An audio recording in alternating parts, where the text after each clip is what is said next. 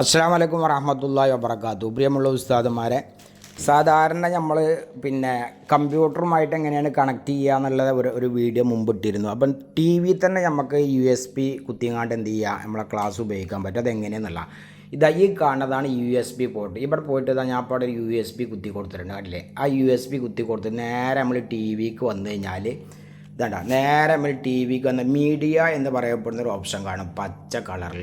അതിങ്ങനെ ആ റിമോട്ടിൻ്റെ വലത് ഭാഗത്ത് മീഡിയ എന്നുള്ള അതിലൊന്ന് കൊടുക്കുക.